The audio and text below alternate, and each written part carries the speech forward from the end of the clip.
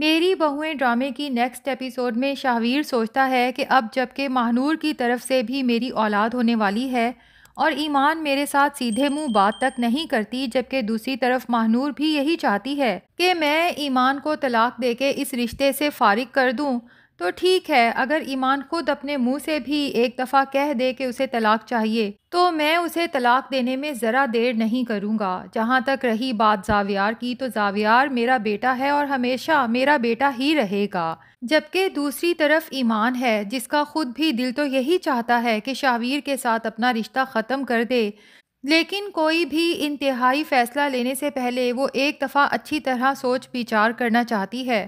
उधर महानूर अब शाहवीर से खूब नखरे उठवाने लगी है। ख़ास तौर पे महानूर की माँ का जो कुछ भी खाने का दिल करता है, महानूर का नाम लेके शाहवीर से फरमाइशी प्रोग्राम जारी रखती है कि भाई ये सब महानूर की सेहत के लिए बहुत ज़रूरी है, तभी तो बच्चा सेहतमंद पैदा होगा।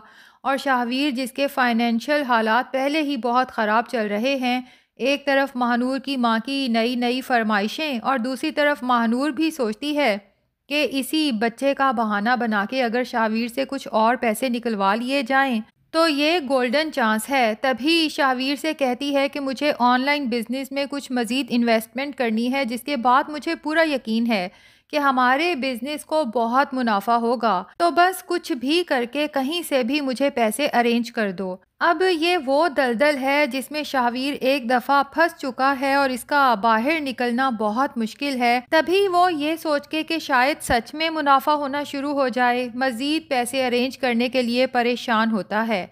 उधर ईमान है, जिसे ऑफिस की तरफ से गाड़ी भी मिली है और उसकी सैलरी में इंक्रीमेंट भी लगा है।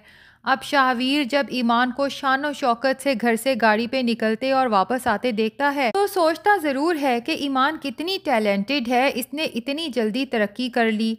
अब इत्तफाक से एक दिन शाहवीर अपनी ही सोचों में गुम जब चला आ रहा होता है घर की तरफ, तो ईमान भी अपने ऑफिस से उसी वक्त घर की तरफ आ रही होगी अपनी गाड़ी में। शाहवीर को रास्ते में यूं परेशान हाल चलते देखती है तो उसे गाड़ी में लिफ्ट देती है कि भाई मैं भी घर की तरफ ही जा रही हूँ, बैठ जाओ गाड़ी में।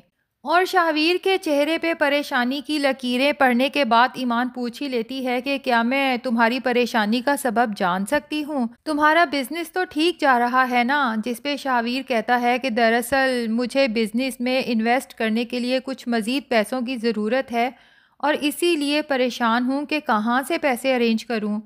ईमान शाहवीर से तो कुछ नहीं कहती और उसे शर्मिंदा भी नहीं करना चाहती, ना ही अपना कोई एहसान उस पर जताना चाहती है, लेकिन सोचती है कि मेरे अकाउंट में अच्छी खासी सेविंग मौजूद है, अगर मैं उसमें से आधी रकम भी शाहवीर को दे दूं तो हो सकता है उसकी हेल्प हो जाए।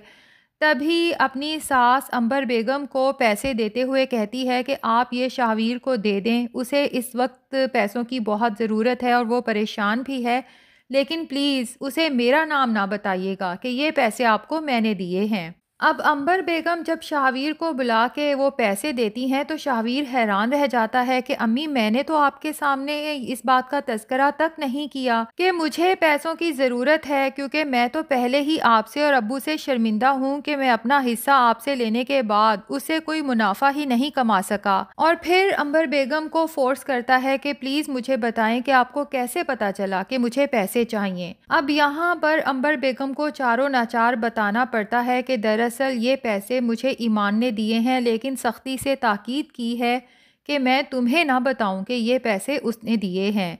और शाहवीर ये सुन के शदीद शर्मिंदा होता है कि मैं जो सोचे बैठा था कि ईमान को अब तलाक देके इस रिश्ते से आज़ाद कर देता हूँ, और ईमान है जिसे अभी भी मेरी परेशानी की फ़िक्र है और मुझसे कभी कोई डिमांड नहीं की, जबकि दूसरी तरफ वो महानूर है जिसकी डिमांड्स ख़त्म होने का नाम ही नहीं लेती और हर आए दिन कोई ना कोई नई परेशानी मेरे सर पे ला डालती है। बहरहाल अपनी माँ से पैसे ले जाके महानूर के हवाले करता है और कहता है कि लो कर लो अपने ऑनलाइन बिजनेस में इन्वेस्टमेंट, लेकिन उम्मीद है कि इस बार प्रॉफिट ज़रूर आएगा। महानूर हैरान रह जाती है कि शाहवीर ने इतनी जल्दी पैसे अरेंज भी कर दिए। तभी शाहवीर से पूछती है कि वैसे ये पैसे आए कहाँ से, और शाहवीर महानूर को बता देता है कि ये पैसे ईमान ने दिए हैं। लेकिन ये बात तो महानूर को बहुत गरां गुजरती है कि मैं ईमान का एहसान क्यों लूँ, ये भी भूल जाती है कि मैं अब सिर्फ शाहवीर और उसके घर वालों को लूटना चाहती हूँ। हाँ, अगर उसकी माँ यहाँ पर होती तो शायद महानूर को चुप रहने का और पैसे अपने पास रखने का इशारा कर ही देती। बहरहाल महानूर शाहवीर से कहती है कि मुझे ईमान का कोई एहसान नहीं चाहिए, मैं अभी जाके ये पैसे उसके मुंह पे मारूंगी और ख़बरदार अगर आज के बाद तुमने उससे मेरी किसी भी ज़रूरत के लिए पैसे लिए। शाहवीर तो परेशान हो जाता है कि अम्मी ने तो मुझे ख़ास तौर पे ताकीद की थी कि ईमान ने मना किया है कि उसका नाम ना आए।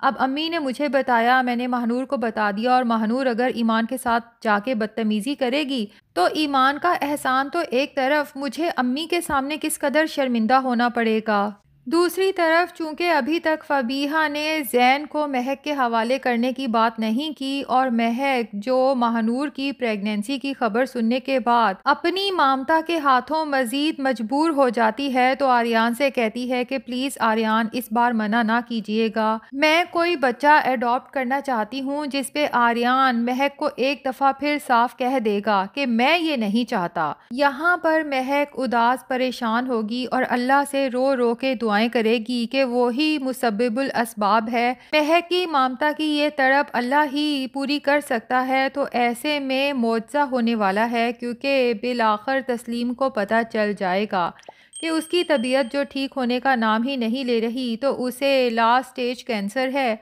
और उसके पास ज़िंदगी के दिन बहुत कम हैं।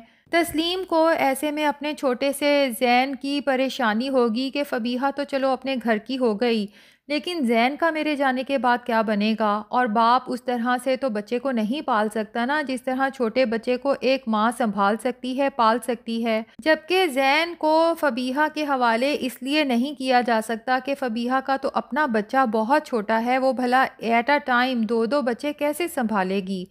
तभी फ़बीहा के दिमाग में आइडिया आएगा और अपनी माँ से कहेगी कि अगर हम जैन को महक भाभी को दे दें तो मुझे लगता है कि महक भाभी की औलाद की कमी पूरी हो जाएगी। और वैसे भी मैंने महक भाभी की नज़रों में जैन के लिए ममता की तड़प देखी है और जैन जब मुझसे नहीं संभल रहा था रो रो के घर सर पे उठा रखा था, महक भाभी की गोद में जाते साथ ही चुप होके पुरसकून सो गया था।